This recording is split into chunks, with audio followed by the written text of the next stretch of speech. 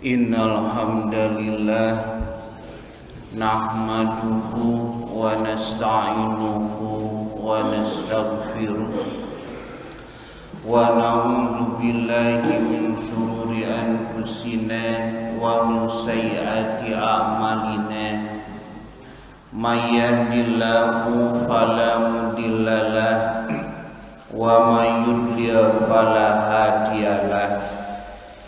Asyhadu an la ilaha illallah wahdahu la syarika lah wa asyhadu anna Muhammadan abduhu wa rasuluhu amma ba'du.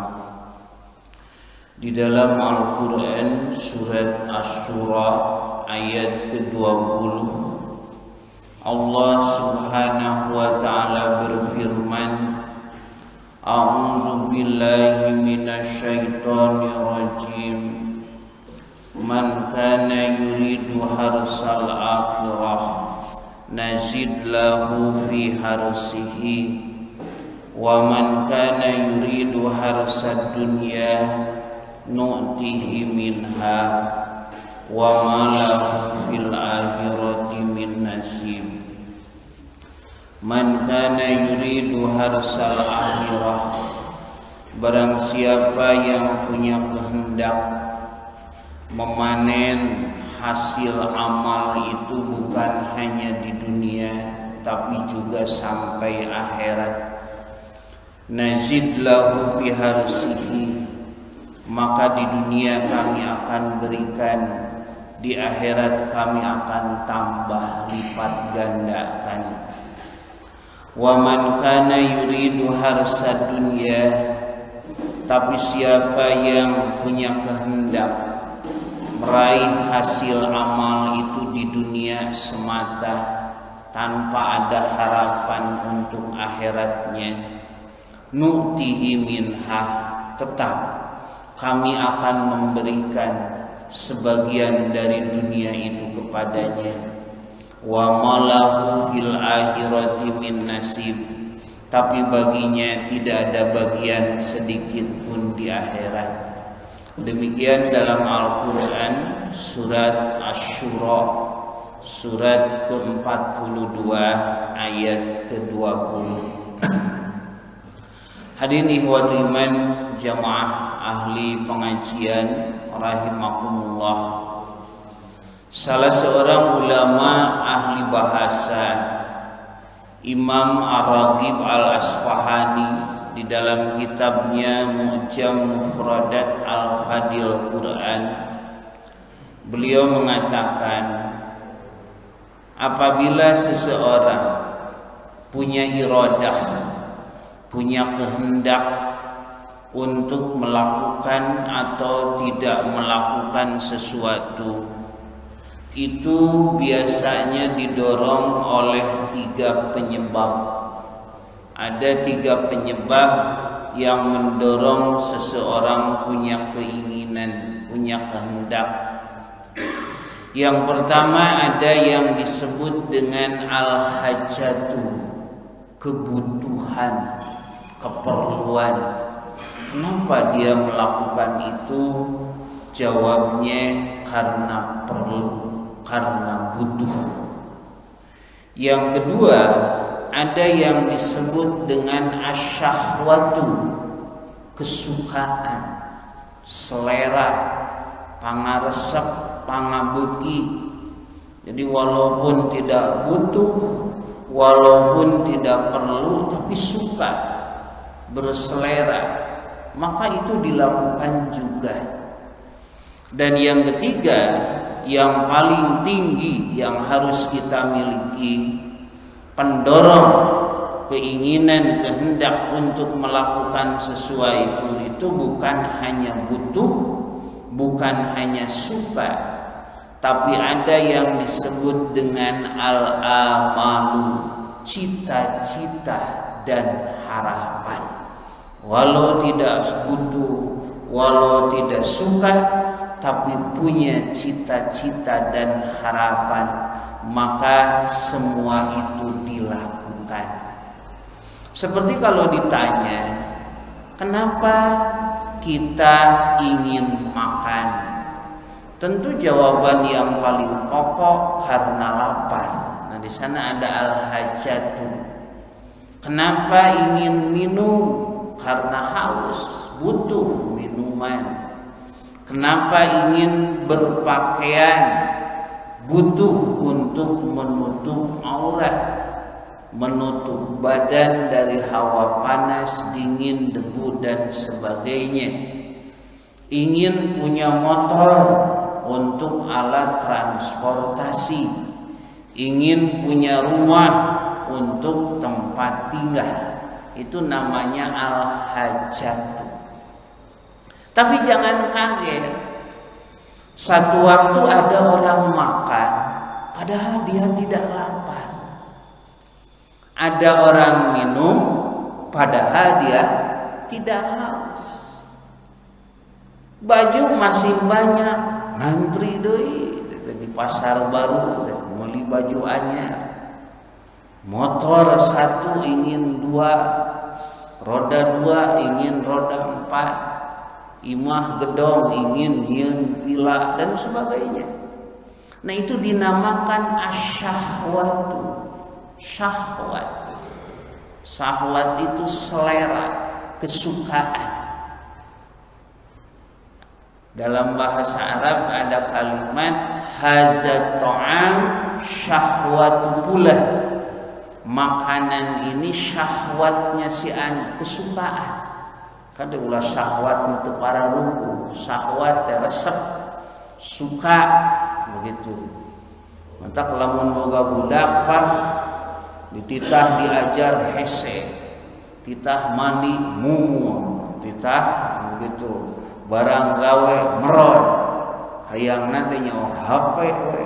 Eta budak teh lemah syahwat. Kahayang. Nah, itu syahwatun. Walaupun tidak butuh, walaupun tidak suka, tidak perlu tapi suka. Begitu. Di rumah teh sudah makan, ya dengan lahapnya karena lapar. Nu lapar teh atuh. Tepira ukur jeung samuhaneut dipurulukan ku goreng hayam. Gitu, nu lapar nikmat we. Beres makan di rumah dionang kanu walimah, dekul deui we. Tah eta teh tong dicare. Kan ieu teh cenah geus dahar, ayeuna dahar deui beda. Tadi mah al hajatu itu lapar teh, ayeuna mah asyahwatu. Ada selera, beda itu da tuang di imah jeung di nu hajat, di nu walimah gitu. Pakaian masih baru, meuli deui dan sebagainya. Nah, itu yang dinamakan dengan asyahwatu. Jadi ada kesukaan, ada selera. Nah, yang ketiga, yang paling tinggi adalah al-amalu, cita-cita dan harapan. Nah, biasanya untuk ibadah-ibadah itu memang dorongannya bukan karena butuh, bukan karena suka, tapi adanya cita-cita dan harapan. Seperti sebalik yang tadi, orang yang saum itu tidak makan dan tidak minum. Kalau diukur dengan al-hajatu, tidak ada orang yang butuh saum. Diukur dengan syahwatu, tidak ada orang yang butuh sholat tarawih. Apakah orang yang saum itu lapar? Jawabnya lapar, karena tidak makan seharian. Apakah orang yang saum itu haus? Jawabnya haus, karena tidak minum seharian. Apakah orang yang saum itu berselera, syahwat pada makanan dan minuman? Sangat berselera, makanya disebut saum. Kalau orang tidak makan dan tidak minum, juga tidak berselera pada makanan, ya bukan saum. Sakit teh, gering, tidak mau makan dan minum. Ini sangat berselera. Sampai ada orang berkelakar nyeeta cenah. Di bulan Ramadan mah komo ti lohor ka ditu dan nempo naon-naon oge jiga dahareun we cenah. Eta nempo solokan wae jiga channel cenah begitu.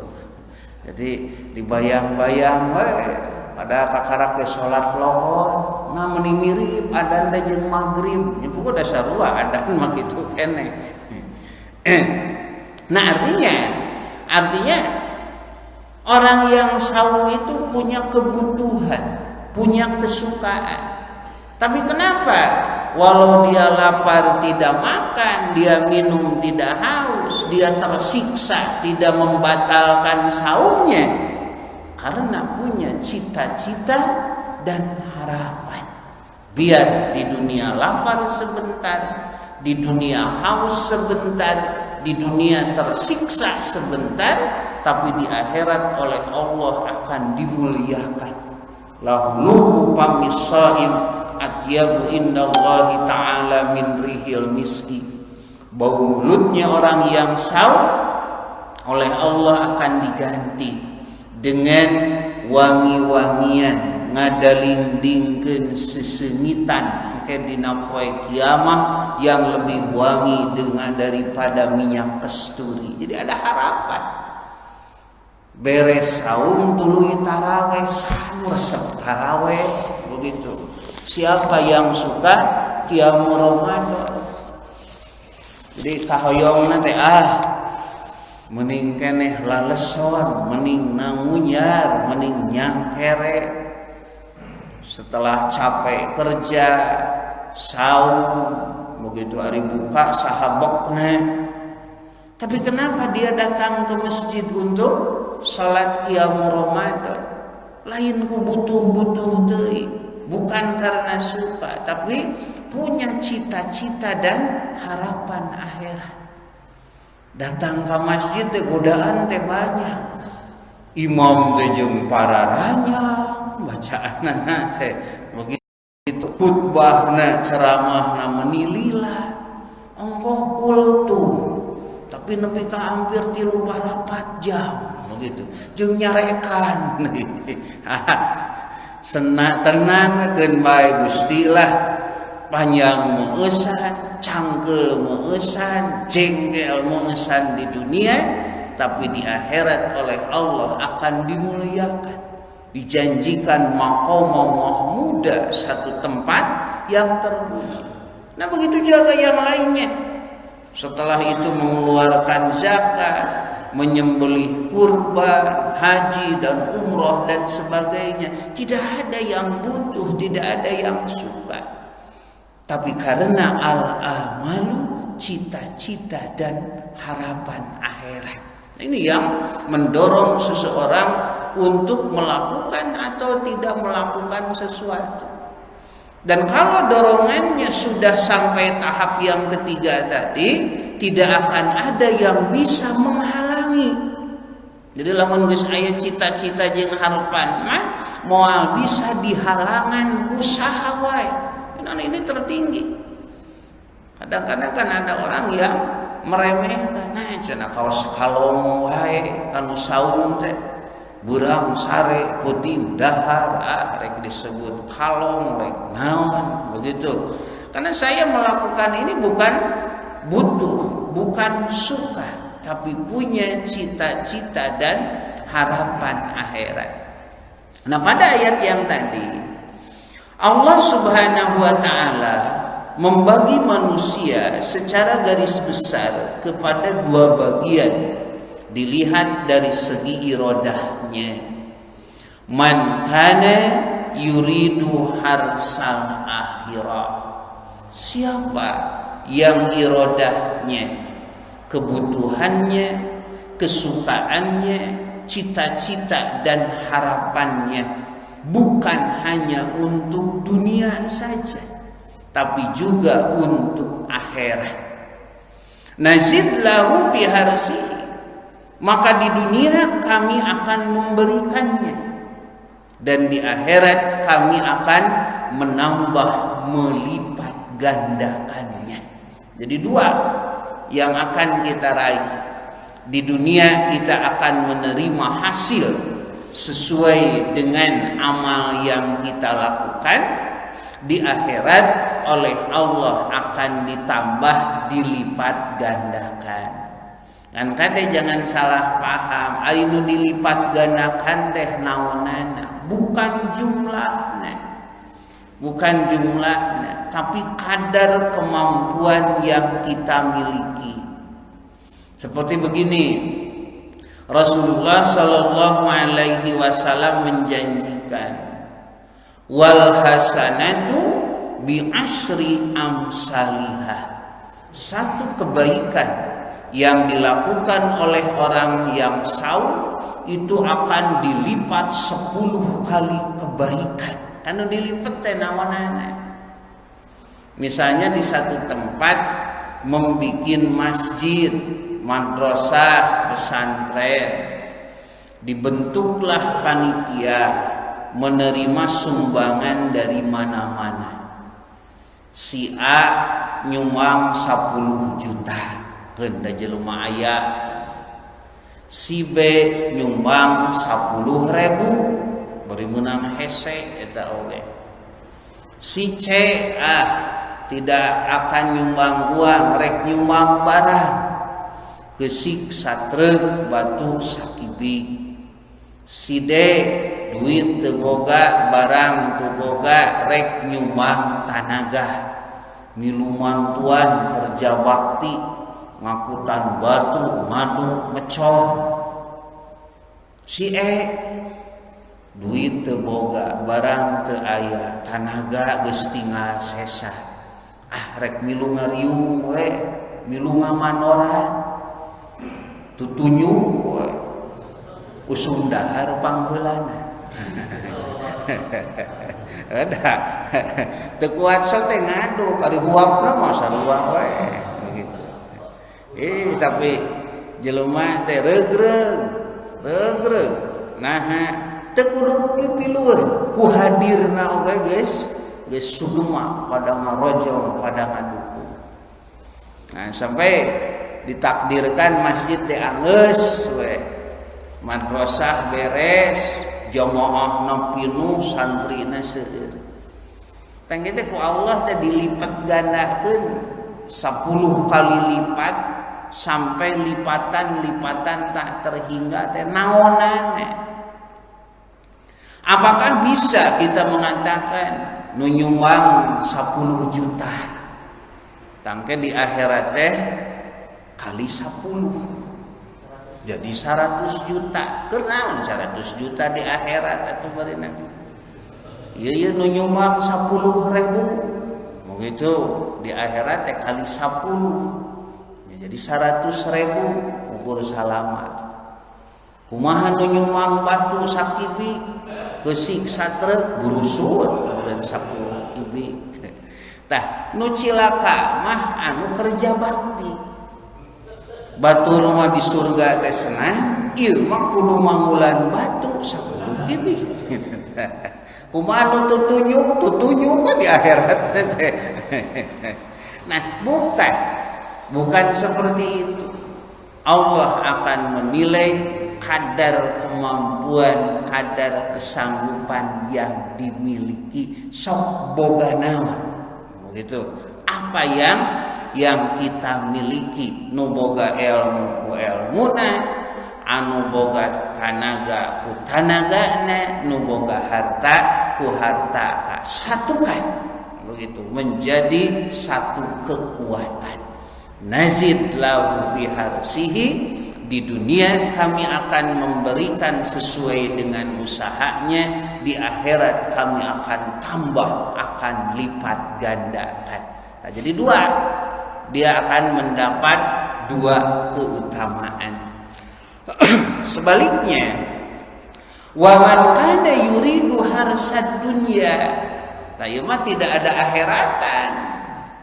Siapa yang kebutuhannya, kesukaannya, cita-cita dan harapannya harsa dunia, hanya ingin meraih hasil amal itu di dunia saja, Jadi nu disebut sukses teh kudu katempo jelegne, kudu katingali jenglengne.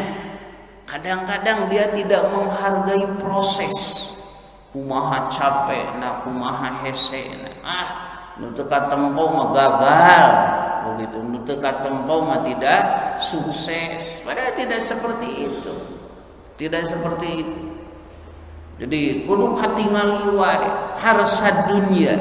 Tidak ada cita-cita dan harapan untuk akhirat. Semuanya untuk dunia.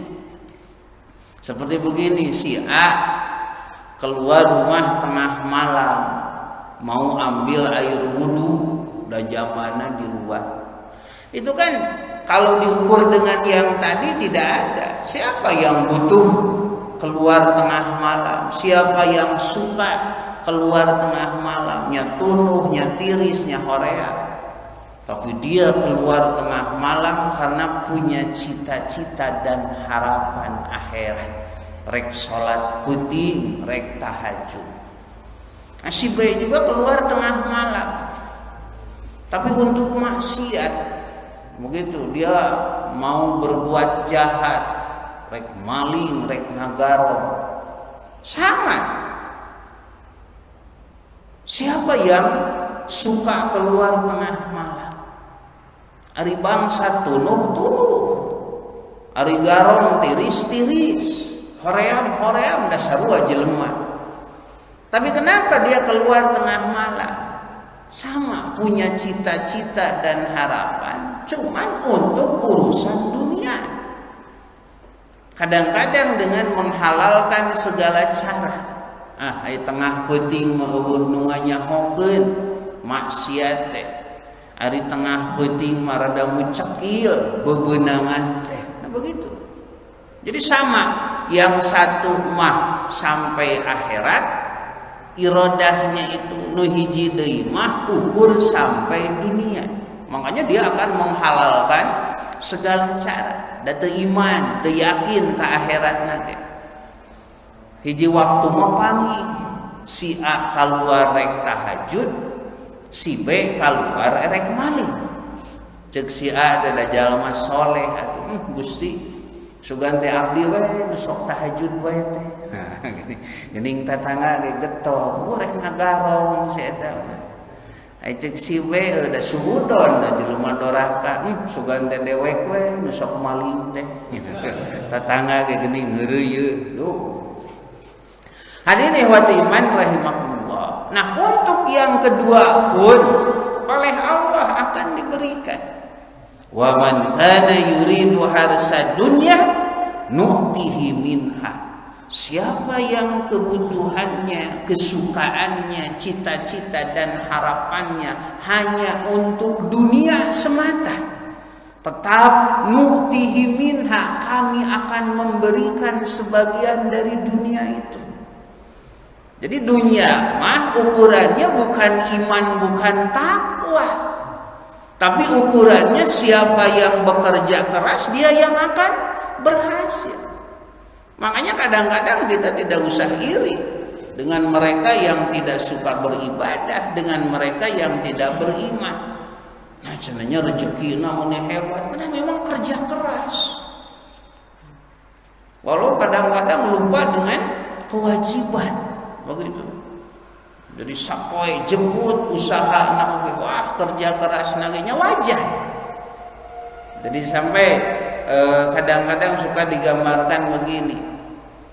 Walau orang seperti Abu Jahal, seperti Abu Lahab nu teu iman, tapi melakor mah di tanah yang subur, bibitnya unggul, diurus dengan baik, maka si kurma itu akan berbuah lebat dan rasanya manis, sanajan dipelak ku tingkat Abu Jahal.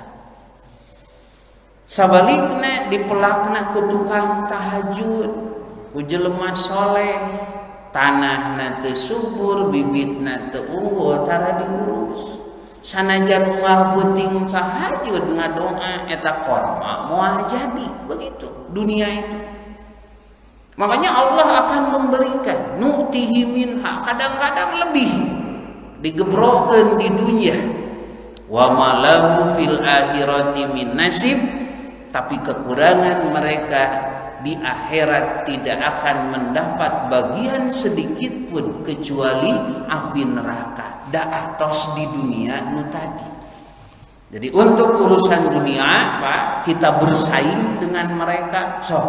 Urang pa alus-alus, pa hade-hade. Cuman walaupun kita agak kalah persaingan, kita masih punya keunggulan. Ayat tabungan untuk akhirat. Di dunia kita akan diberi, di akhirat dilipat gandakan. Walaupun di dunia belum hasil, tapi untuk akhirat kita sudah punya tabungan.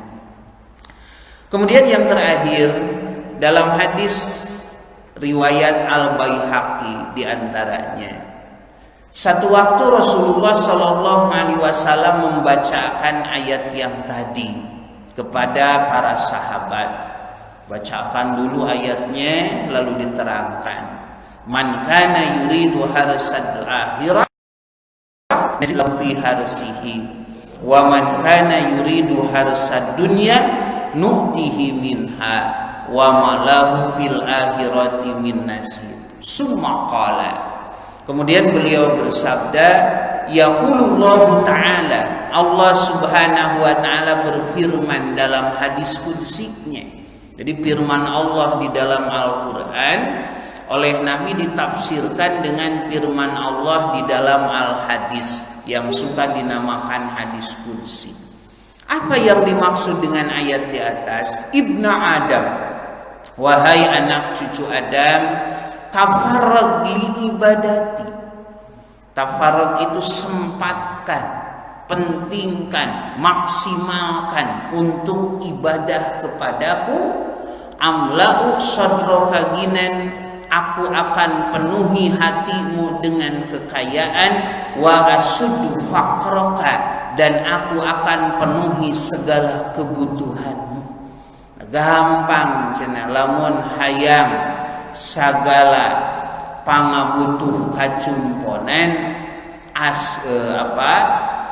sempatkan ibadah kepadaku.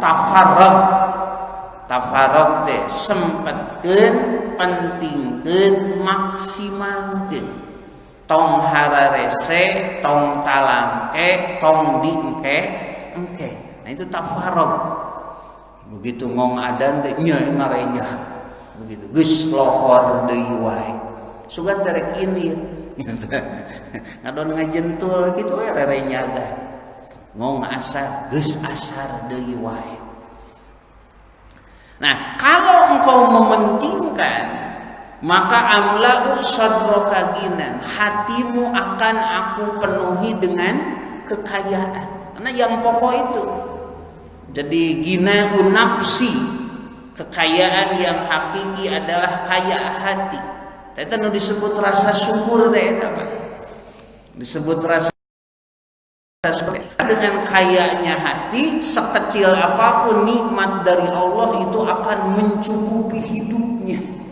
Benghar hirup deh, semua nikmat dari Allah akan terasa manfaatnya, cukupnya.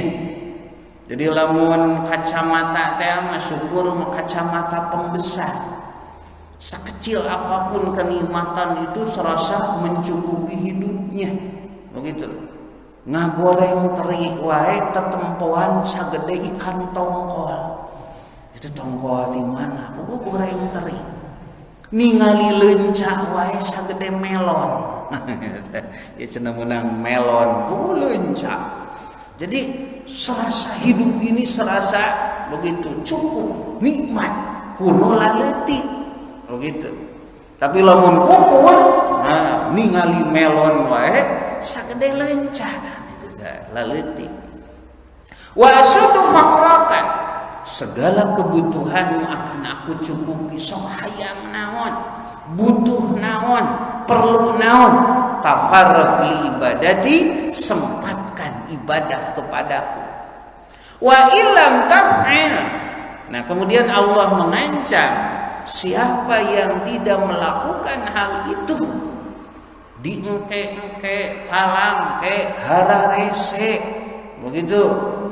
Subuh kaburangan wae, asar kaburitan wae. Nyata cenah pabeureun abdi mah subuh sok kaburangan atuh asar-asar kaburitan.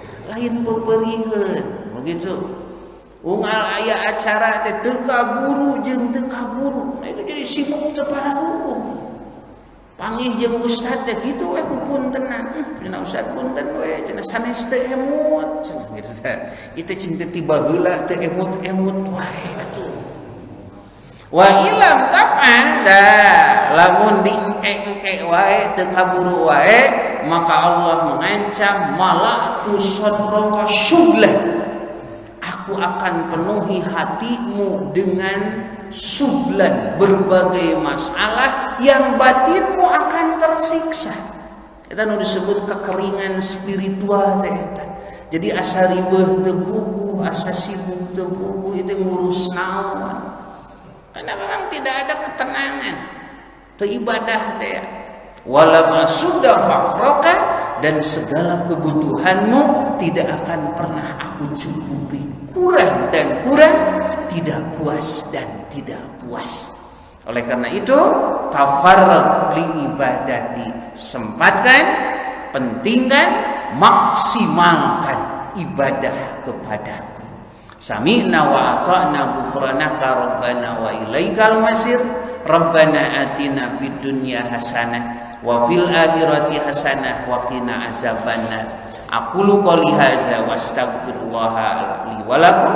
Wassalamu alaikum warahmatullahi wabarakatuh. Bismillah.